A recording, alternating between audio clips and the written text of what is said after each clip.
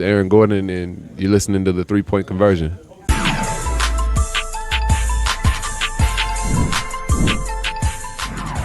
You know, what I said to him going into the fourth, you know, he was frustrated because he wasn't making shots that he's accustomed to making. And I said, don't allow your offense to dictate your game. You know, find a way to get your defense into the game and then build off of that. And obviously for him to go out there and get 37, 10 and 5 and score 23 in the fourth quarter was just a tremendous boost for us. And I challenged our guys to start the fourth.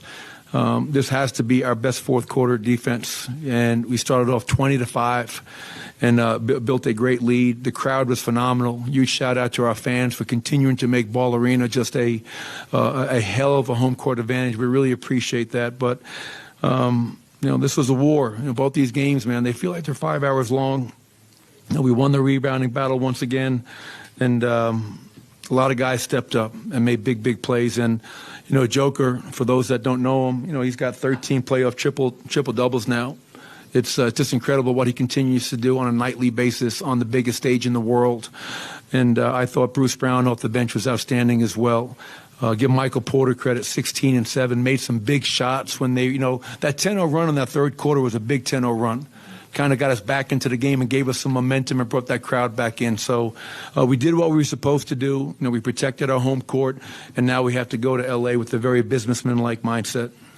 Michael, after that first half, the foul trouble, you know, the missed shots, for you guys to keep it together, the determination that took, what did this war, as you put it, show you and kind of tell you about the team that you have?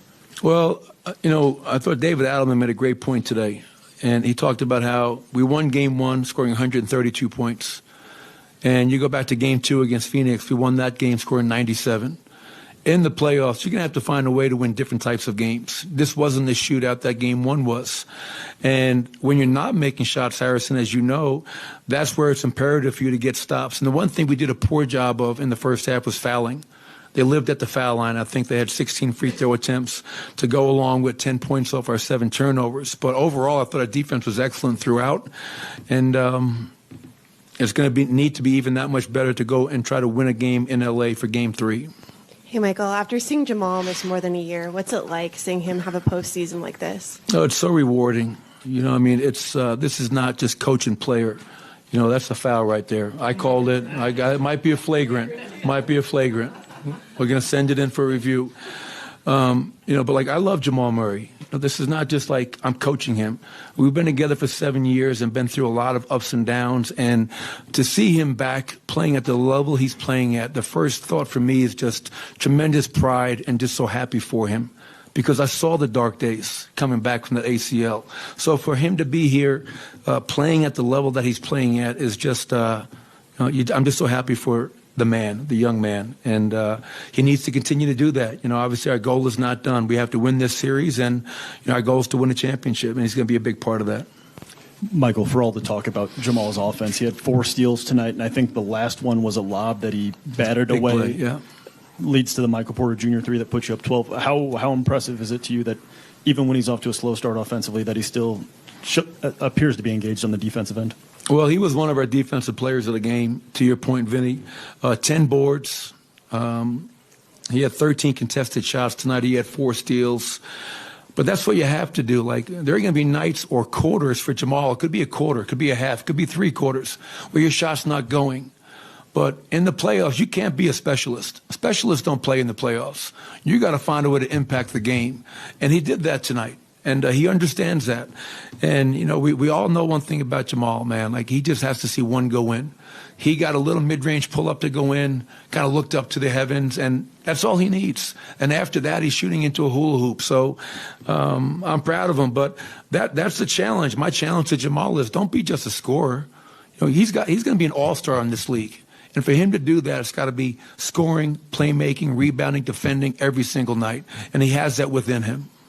When you're able to get Nikola doing his triple-double thing, but then you have Jamal as the finisher, what does that do for this team? How far can you guys go with that? Well, that's the key to it. Like, you know, one man can't win a championship. I mean, I was with LeBron for 5 years in Cleveland. And we got close, but you need help. And you know, Nikola has help. You know, and the biggest key, as you know, is that we're healthy this year.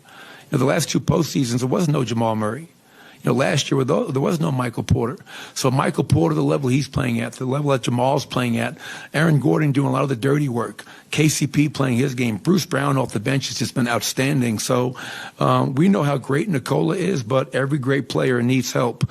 And to have a closer like Jamal is definitely something that we cherish. Michael, even for those of us who have seen Joker play, I wonder if he'll ever have a bad game again. I mean, why is he able to be so consistent on the big stage? Great question. And that's one of the things, as you know, kids, that I always talk about and marvel at is just his consistent greatness. You know what I mean? And the only thing I can say is that if you want to be consistently great, you have to put in consistent work. And Nikola doesn't skip steps. Like, I really wish you guys, there was a behind-the-curtain look into Nikola Jokic's off-day routine, pre-practice routine, post-practice, how he takes care of his body, how he lifts after games. There's no secret. I mean, same thing with LeBron. How is LeBron doing what he's doing at 38 years old? It's not because he's just an athletic marvel. It's because of the time and commitment and discipline he puts into his craft, his body and his game. And Nikola's no different. And I think that, to me, is the key reason why he is just consistently great. And to your point, you're hard-pressed to ever think about Nikola Jokic having a bad game. It's, and I don't want to see any of those coming up. You're a bit feisty yourself. No, I'm not. I'm a lover, not a fighter, man. Do you think this team's feeding off, it's old school maybe, but a cliche, a chip on the shoulder or not? I hope so. Yeah, I mean, I hope so. It's whatever we can use for motivation. You know what I mean? And I think a lot of our guys, to be honest, they may not admit this or not. You win game one of the playoffs, and all everybody talked about was the Lakers. Let's be honest. That was a national narrative was, hey, the Lakers are fine. They're down 1-0, but they figured something out. No one talked about Nikola just had a historic performance. He's got 13 triple-doubles now, third all-time. What he's doing is just incredible, but the narrative wasn't about the Nuggets. The narrative wasn't about Nikola. The narrative is about the Lakers and their adjustments. So, you put that in your pipe, you smoke it, and you come back, and you know what? We're going to go up 2-0. Do you think that narrative changes tonight? Well, I don't care if it does. You know what I mean? Because we know our narrative in that locker room. We know that we're not done. We haven't done anything yet. All right, you got to win a game on the other team's home court if you really want to do something in the series. And we know how great that team is, especially on their home court. So we're not celebrating. This is not cause for celebration. This is a cause to continue to dig deep and find ways to be better.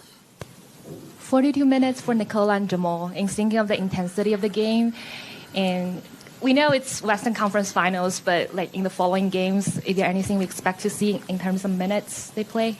Yeah, maybe 44. No, I mean, whatever the game takes. Tonight I did something that I haven't done in the playoffs. To start the fourth quarter, I kept Nikola in. And the reason I did that was to start that second quarter. I think it was a 10-0 run for the Lakers, and had Nikola and Jamal on the bench at the same time, and that was a mistake. We can't do that. But with long TV timeouts, these national TV games, Nikola's like Secretariat, man. That guy can run for days.